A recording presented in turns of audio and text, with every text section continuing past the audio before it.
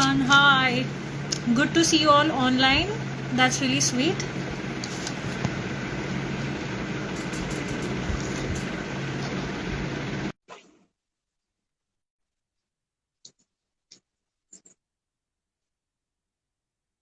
Hello. Hi everyone. Hi Tejas. Hi Arindam. Hi Rupesh.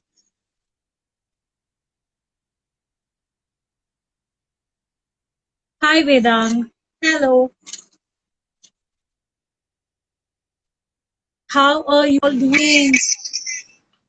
Hey, hi Ramya. Hi, Pshita. Hi, everyone. Good to see you all. Yes. So really good to have you here, Ramya. Uh, so everyone, Ramya is media and entertainment lawyer and advisor, and it's a great delight to have her here because she's going to be giving us a lot of insights about the importance of agreement and contracts, which is very essential for creative professions like us.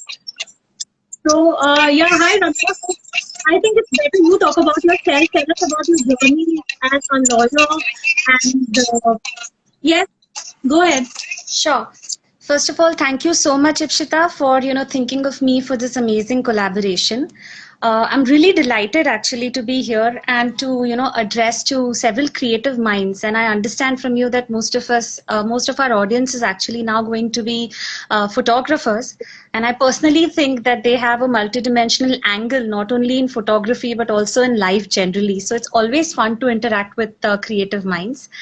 Having said that, just a brief introduction about myself. My name, as you all are aware, is Ramya. I'm a lawyer and I've been in this profession for over 7 years. It's actually my 8th year. I've had the opportunity of working for A-listed artists in the Bollywood as well as production houses. I also have acquaintances with artists in the Marathi cinema. And I personally think that this initiative is an amazing initiative because it helps us spread legal awareness amongst budding photographers and artists who, aspire to create a name as well as freelancers. And this is actually, an eye opener for freelancers to think of themselves as, a professional rather than, breaking the myth of freelancers being viewed as somebody who can work for free, which is not the concept and which is not to be appreciated at all. Having said this, a big shout out to Meera, our common friend, who Yes, has actually helped this collab work. And yes. She's we love you, missing right Meera. now. I think Hi. she's not here online yet. She's Oh, she's not not online joining here. yet. But I'm going to take her once Definitely, she's I'll join you for that. But Ipshita, tell us about yourself. Like, what do you do, and how many years you've been in this profession? Also, I mean, why did you choose this topic specifically about agreements?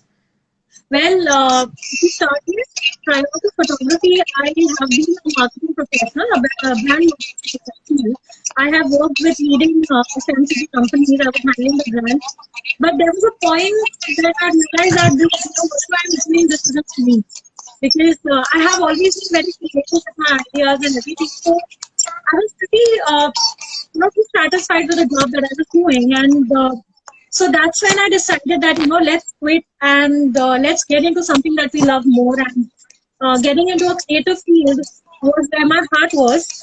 So that's how I began. I started off with, short-term formal training, assisted couple of people. And then here I am. It's been 5 years into photography already. It's been good 5 years, a lot of learning, a lot of good experiences, and a lot of things to explore. So yes, that's something I really love. And as you can see, I'm specialized in doing food, products, fashion, and advertising photography.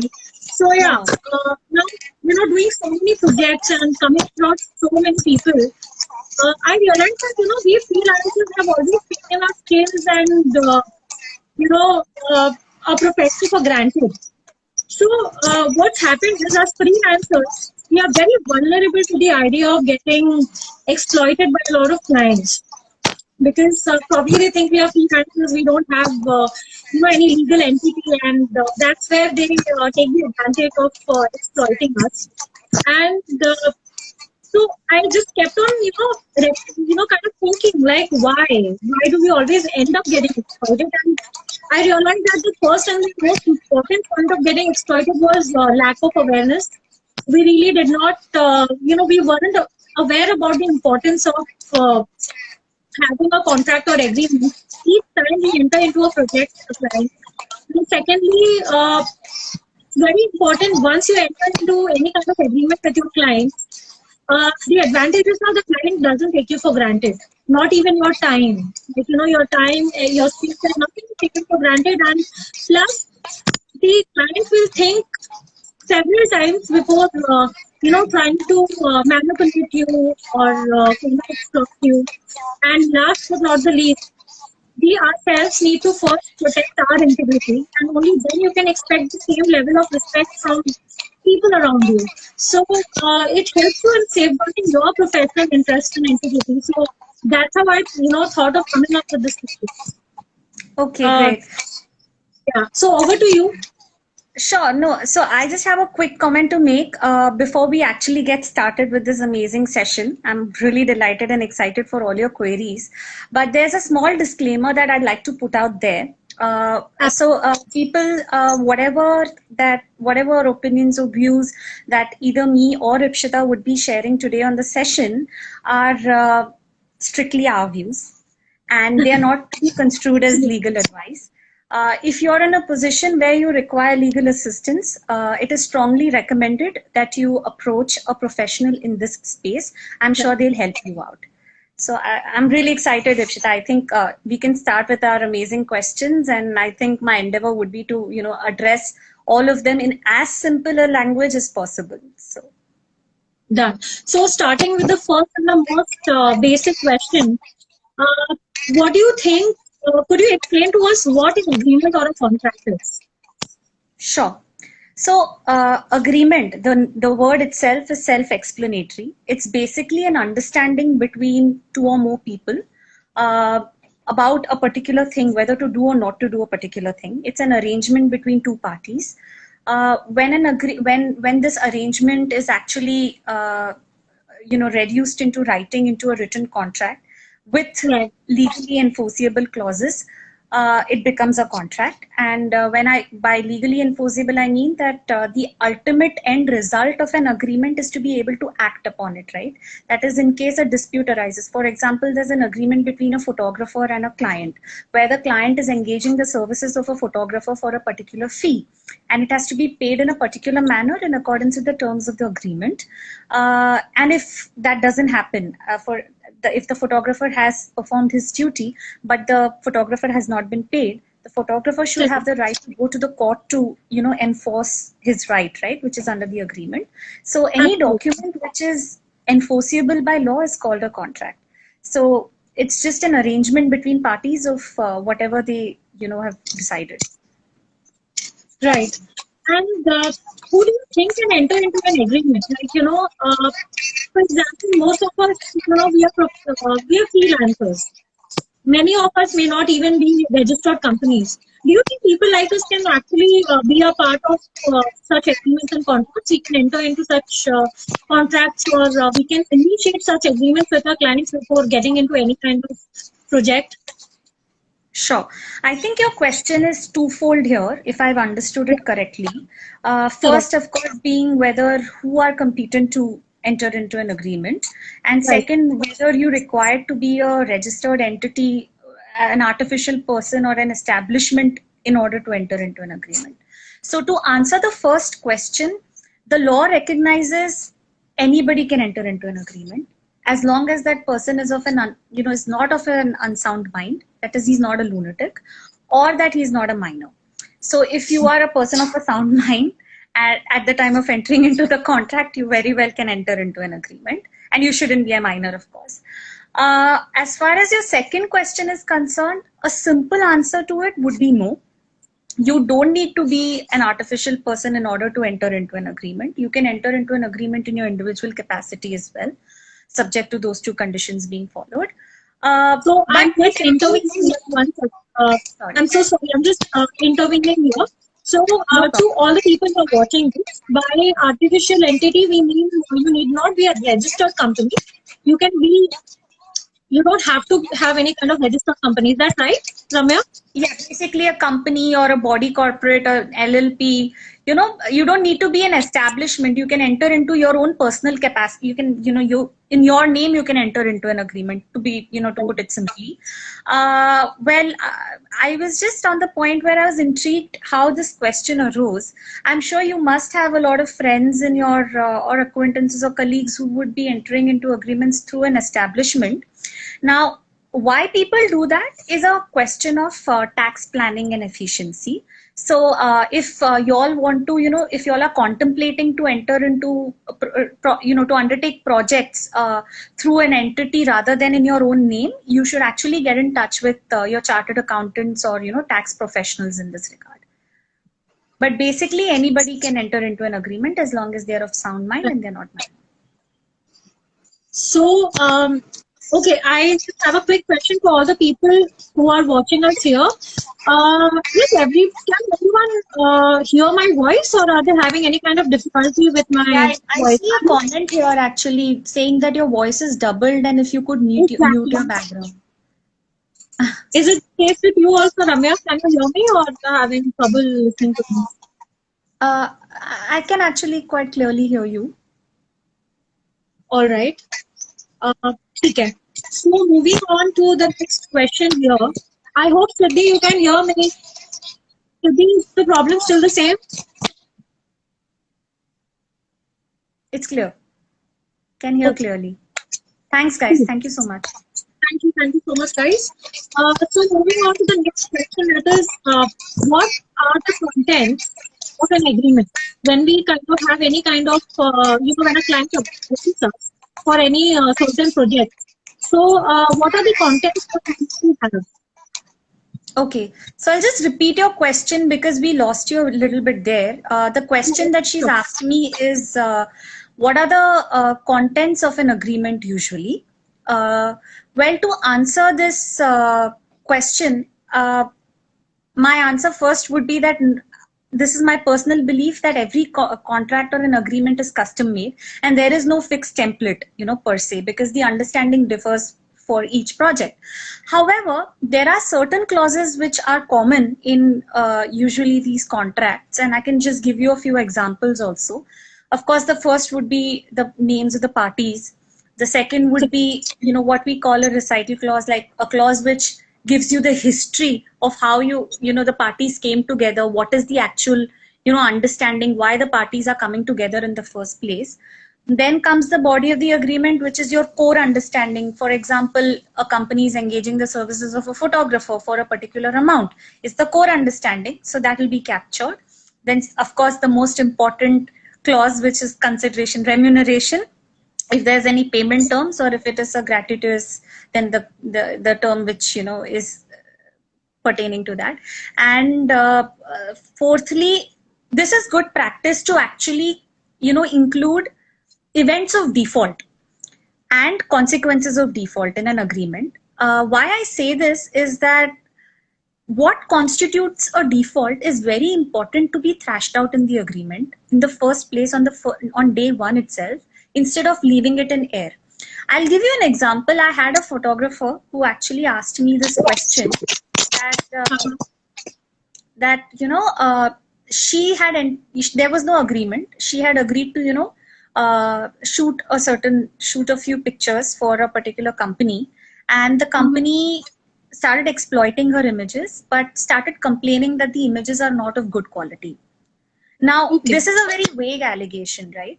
I mean, to avoid or combat such situations, it's always good practice to mention what constitutes default on day one itself, so that it doesn't, give companies like these to exploit or, to take advantage of the situation, or this, basically kind of bully the photographer.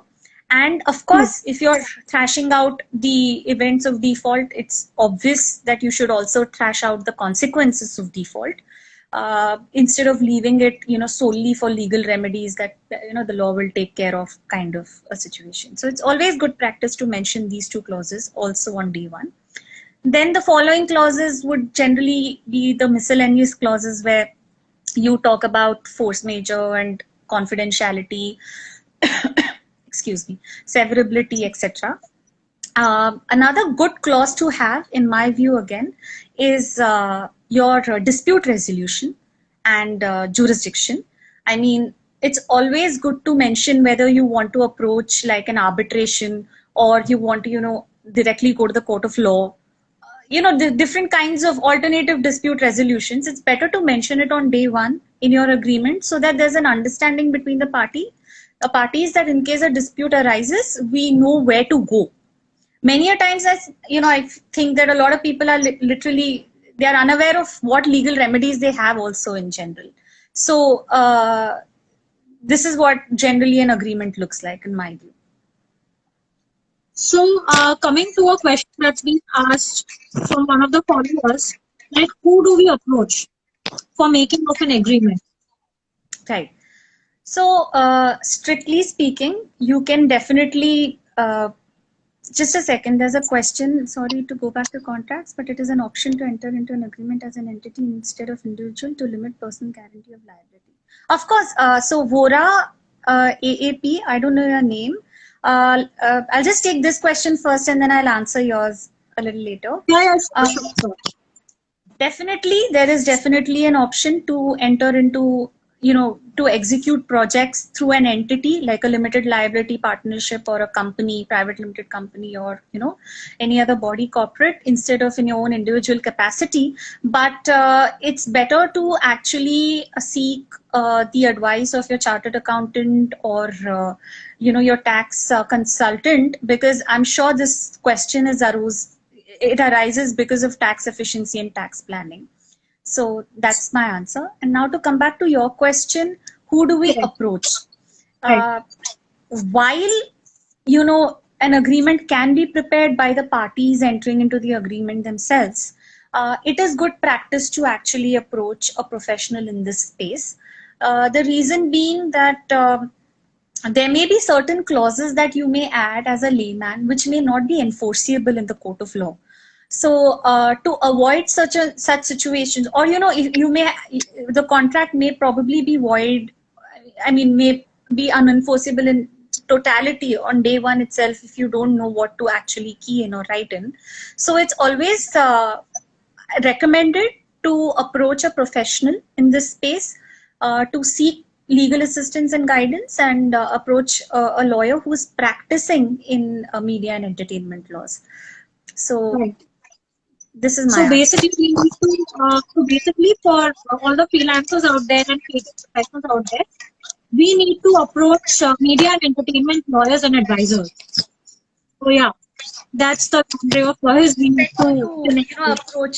Actually, it's better to approach lawyers practicing in this space. You can approach any lawyer, but it's better if you approach a lawyer practicing in this space who would be able to guide you better. Right. So coming down to a question, I don't know how happy you would like to be hearing it. So the question is, what are the basic costs involved whenever we have to make any new agreement, contract, or for renewal of contract? What's the cost involved here? Okay, so very tricky question, and I find it the most difficult to answer. Reason being that there aren't fixed costs out there in the market. There are different fee models available, however. I'll discuss the fee models shortly. But I would like to actually take this opportunity to speak to you all, to make you all understand that do not look at legal fees as an expense. Look at it as an investment, look at it as an insurance maybe, because the contract is not going to be beneficial for the lawyer. The contract is actually going to be beneficial for you all. What is the importance of an agreement, right? The importance of an agreement is to kind of safeguard your rights. It's to thrash out the actual understanding between the parties on day one, so that there's no back and forth, so that you all are not exploited unnecessarily. Like if you're expected to click 5 pictures, if it's written in the contract on day one, the company can't harass you to click 15 pictures. So this is your benefit, and this is your, this is safeguarding your interests. It's got nothing to do with the lawyer. The lawyer is here to support you. The lawyer is here to encourage you and to actually help you, succeed in whatever endeavor you're doing. So please don't look at legal expenses as an expense, and don't miss out on your rights merely because you need to pay a lawyer his or her fee. Having said that, there are different fee models out there. To give a few examples, some lawyers work on project basis. That is, they charge you like a fixed fee remuneration for the entire project, or they may charge you per agreement. It obviously includes renewal as well, and or they may charge you through hourly basis. There are some people who charge on time spent basis, like they have a fixed fee for their hourly charges, and they charge you accordingly. But every lawyer is understanding. I mean, I don't know if I can make this statement, at least I am. And I expect that there'll be more like me. So you don't have to worry. I mean, if there's an issue with payment and stuff, these things can always be spoken about, and these things can always be discussed. And it depends on the long-term relationship that you want to build with a lawyer. So it's perfectly. Wow. I would like to ask all the people online here, does anybody have any questions in specific that we can address here?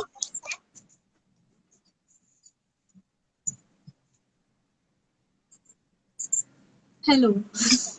Hi, yeah. Or should we proceed to the next question? What's it, Ramya? Is there any other question that you want to address right now? Okay, so there's someone. So Sagar is there. Yes. So Sagar has asked us via mail terms and conditions is sent to client. It's useful. Okay, so that's fine. As long as, I mean, I of course don't know what your exact situation is, but yeah, Ipshita, sorry, you were saying something? Sure. So, Sagar, I don't know your exact situation or condition, but depending on your question, I believe you may have received some terms and conditions on email rather than a written contract. It's fine. As long as both you and the company or the person sending you the terms and conditions agree upon them, and there's no back and forth on it. Both of you say we accept, it's fine. It's a binding contract. No, so Vora app again, this is something that we will talk about in our next session. Right now, today's session is actually only pertaining to the importance of an agreement. But this is something we're going to talk about in the next session, about what rights you have as a photographer or any or a media professional. Got it. So moving to the next question, before I proceed, guys, can you hear me? I have been getting a lot of DMs that they can't hear me out.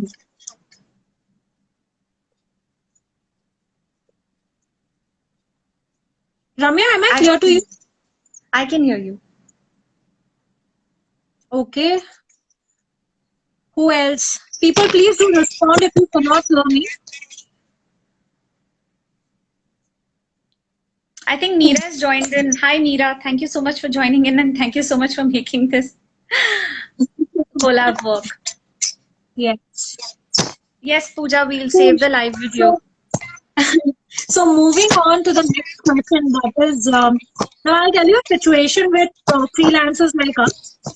Often we are asked to work on collaboration by many clients. So collaboration here means, there are no monetary terms involved here. Here we are going to be paid via, paid in kind.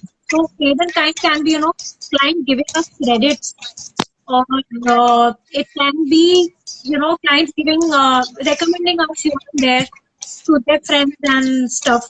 So in a situation like this, where we decide to collaborate because we want to build up, we want to build our profile better, or we want to build new clients, or so in a situation like this, Do you think agreements are important here? Because since this collaboration thing is all does not involve any kind of money here.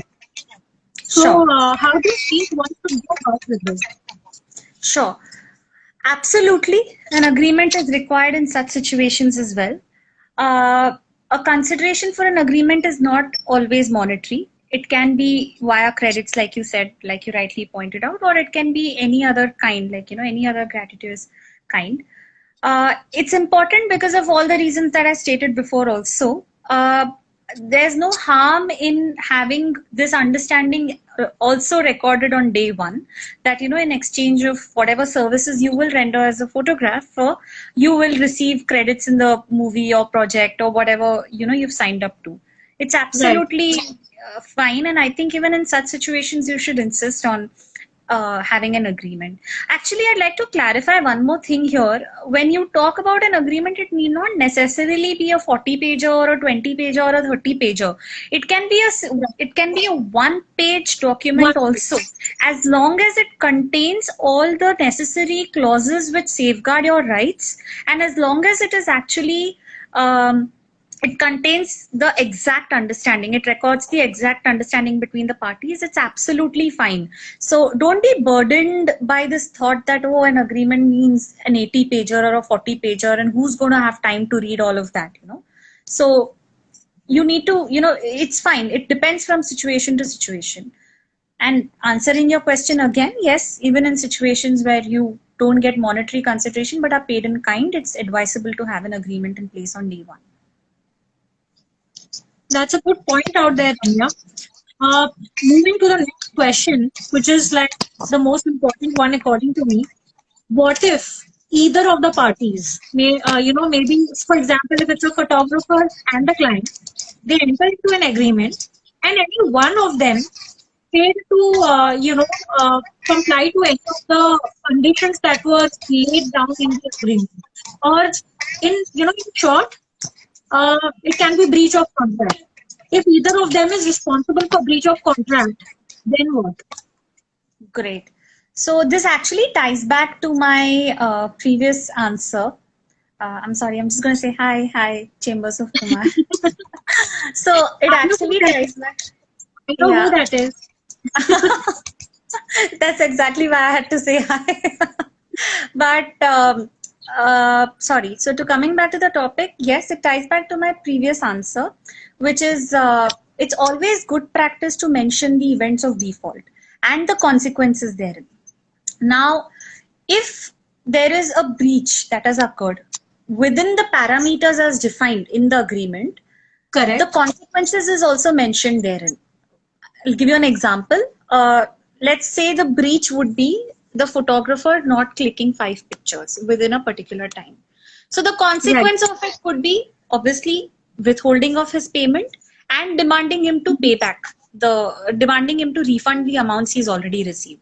Now, on the other side, Right. maybe the company engaging the services of the photographer, not paying, making timely payments to the photographer could be an event of default. And the remedy for it could be maybe accrual of interest or some kind of penalty on those pending amounts.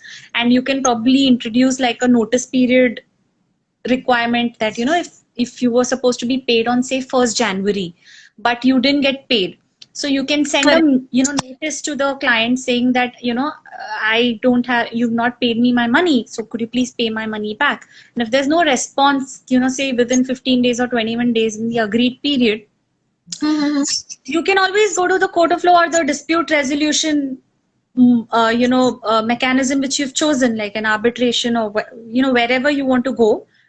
You can go to the court of law or the arbitral tribunal, and you can claim your money along with the interest.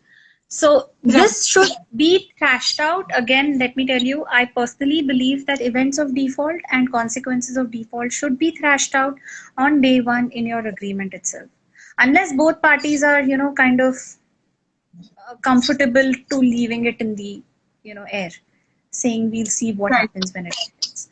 So now there's another question that arises from the very same question. Like as you said, if as per the agreement has been mentioned, like, if the client fails to make the payment in a prescribed period of time, so in a situation like this, of course, we have the right to actually, sue them or something. But what if we have a good relationship with the client, and the client, maybe the client is good enough and has kind of, mentioned to us, like, before the due date that I won't be able to pay you on this certain date that's mentioned in the agreement. So, and there is a kind of understanding between the client and the professional artist too. So how does that go ahead? If, in case if Sure. the client relationship is good with the creative professional. Sure. So I'll just repeat your question. You want to know what if there is a situation where you have a long-standing relationship with the client, but Absolutely. and it's a great relationship. However, the client has failed to make, has failed to, abide by his promise in the contract. For example, making payment on a particular date, and you're in a situation where you don't want to sue them, and you're okay with them making delayed payments to you, if as long as they do make that payment on that particular date agreed, and you don't want any interest to arise or accrue on that delayed amount. Right. This is very common, and it is easily, you can mitigate the situation. Basically, after, say, for example, you were supposed to receive payment on 1st Jan and you didn't receive payment on 1st Jan, and the Right. client tells you, I can only pay you on 20th Jan. The moment you say okay, the date automatically becomes 20th Jan. Oh, okay. Can understand. So if your agreement reads as 1st Jan, the payment Huh. date, but you have actually agreed later on that let the payment come on 20th Jan, the agreement will flow as if the payment was to be made on 20th Jan. As long as both parties mutually agree, the deference of payment and the waiver of interest and a new date to be, keyed in, it's fine, it's okay, and it's a very common thing, and it's not like you're exhausting your remedy, or you'll be remedyless or anything. You can agree that okay, we'll defer the payment by 20 days, and all the mechanism of default and consequences can follow thereon in case you fail to make even on the 20th. Like this, you can keep postponing as long as both parties are, comfortable with it. And this has to be, maybe this has to be done via mail or something like that, to have a written communication to confirm the Preferred, same. it's absolutely preferable and important to have it in a written communication, and it can be via mail or basically any kind of written transmission, a letter, or mail, or even an amendment agreement for that matter, where both Mm-hmm. parties decide to amend the agreement and restate it in its entirety. That's also fine. Nice. Email So, is fine, basically. would you like to address some of the questions here that were mentioned? I think Meera is doing a great job. Somebody has asked what is the role of a police, and Meera has written saying police comes into criminal matters. This would fall under civil cases. So she's actually batting for us over there. So let me look for a question from. You can actually we can move on to the next question. I can't really find any. There is Yeah. another question here from someone. Preeti. Right, Preeti. Hi, Preeti. She's actually my sister. What if we don't have an agreement, but it's over message? Will that be considered in court of law? You'll have to be a little more elaborate here, Preeti. What exactly is over message?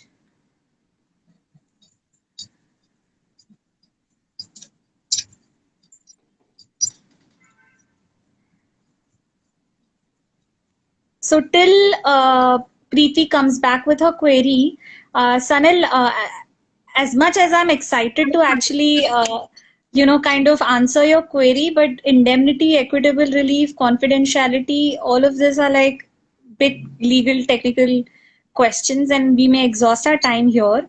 If you're patient enough, I can DM you the meaning of all these clauses. I can, get in touch with Ipshita, and probably she can DM you. The payment terms, all right.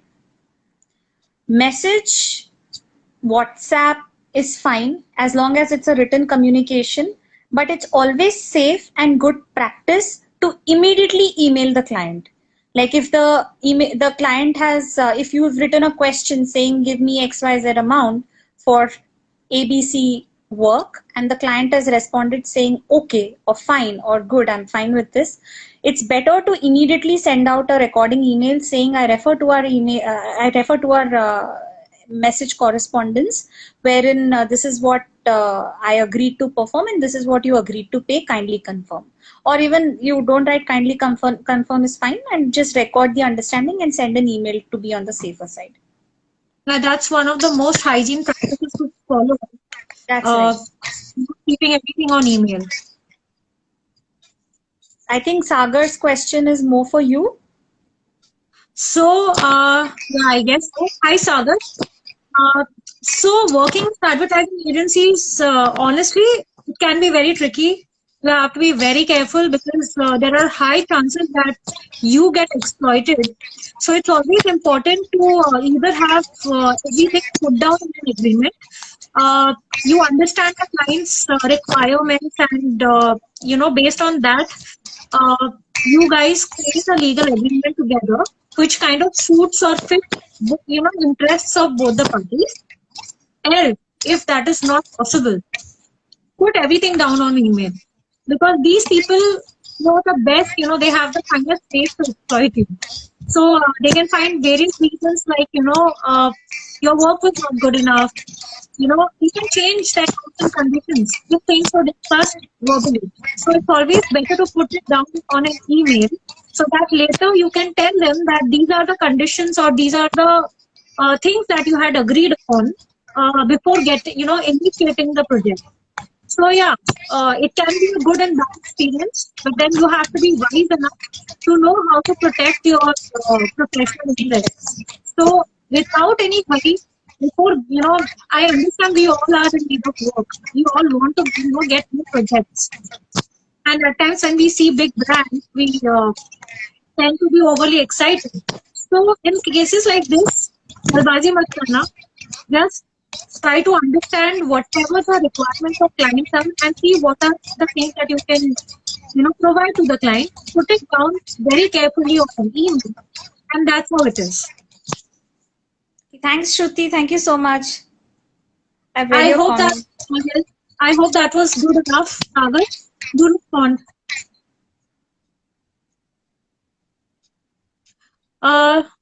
Should we move to the next question?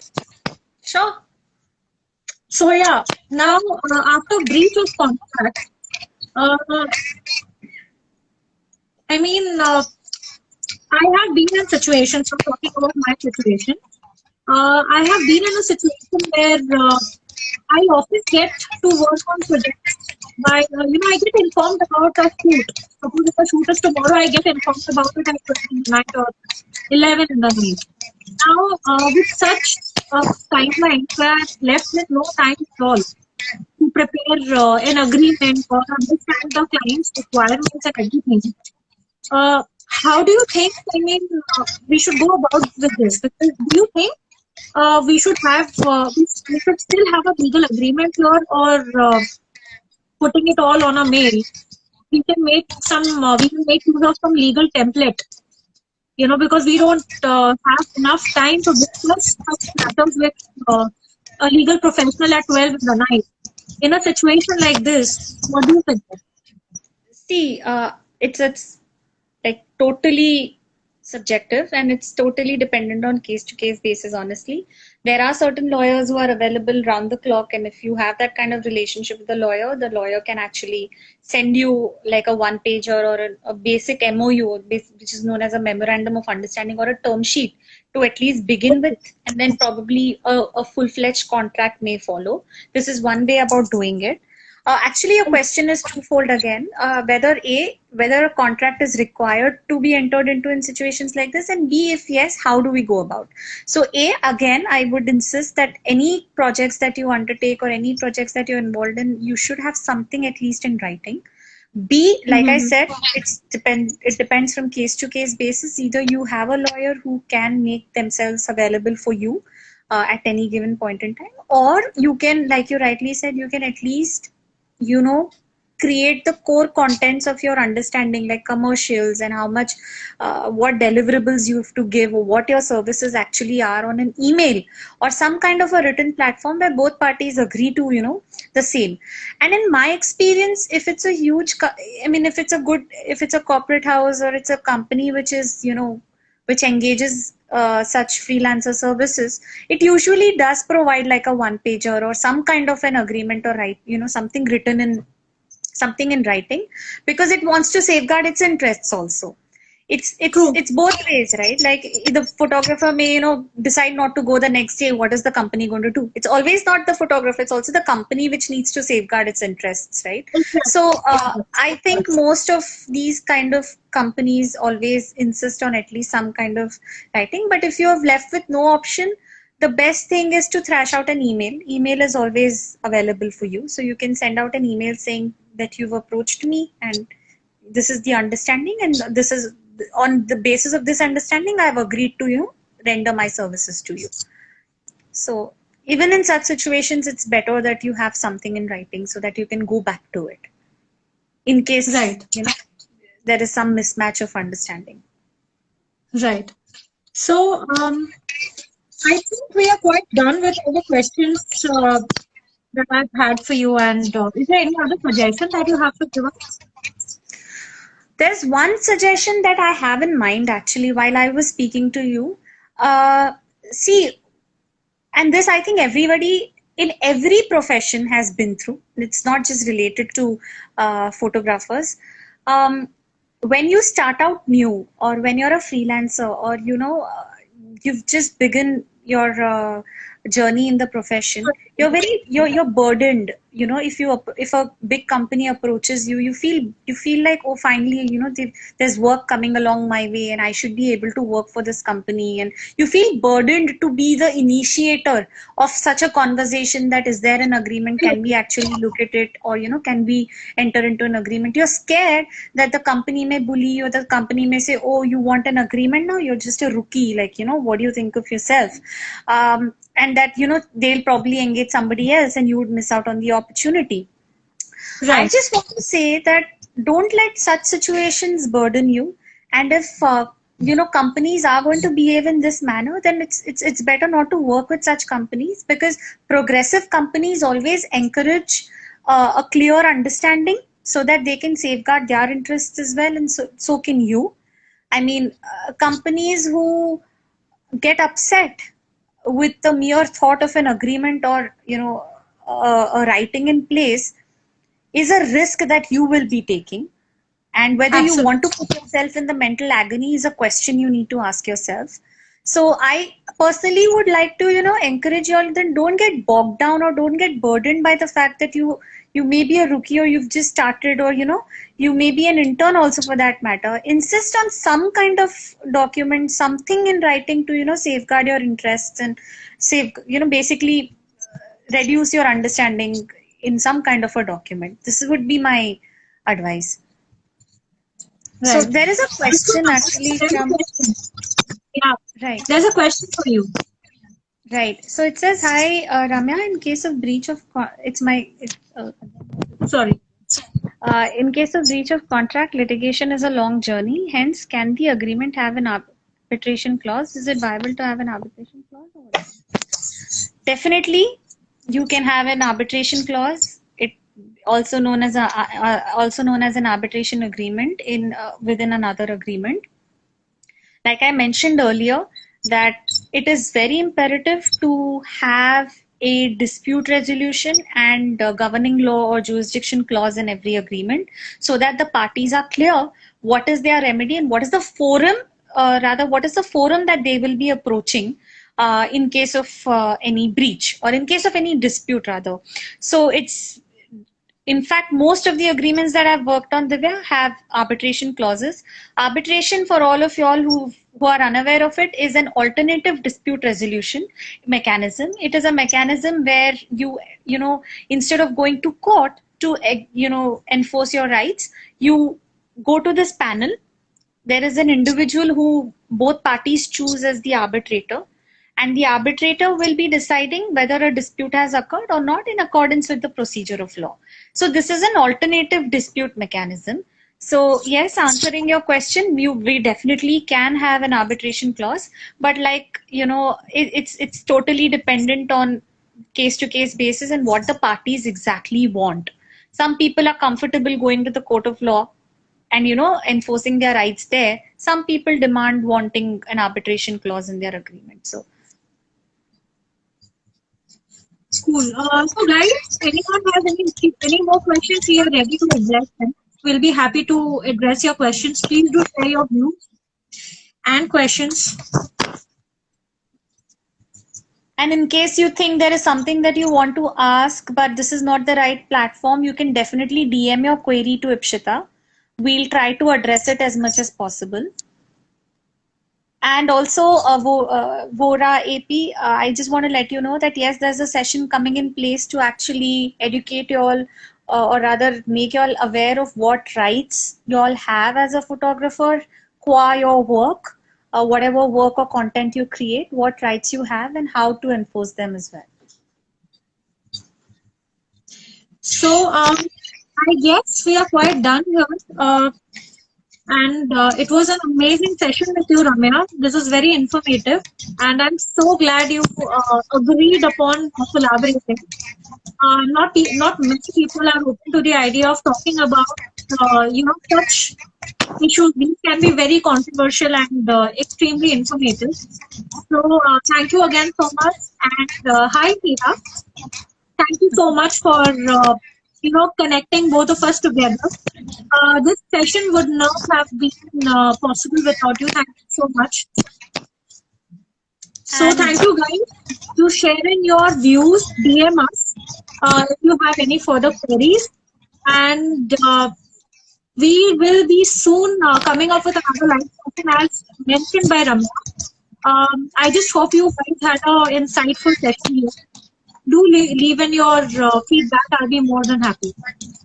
Also, if you have any topic in mind, sorry, Ipshita.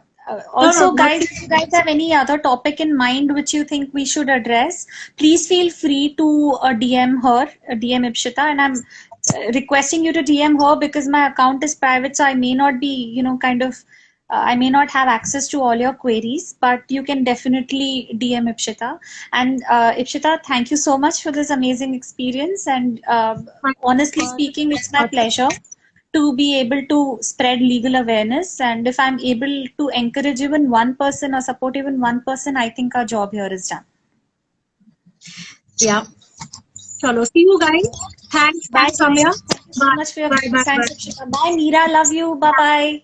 Bye, guys. Thank you, Siddhi. Thank you, Sanil. Thank you for participating. Thanks, see you guys. Bye. Bye. Bye. See you.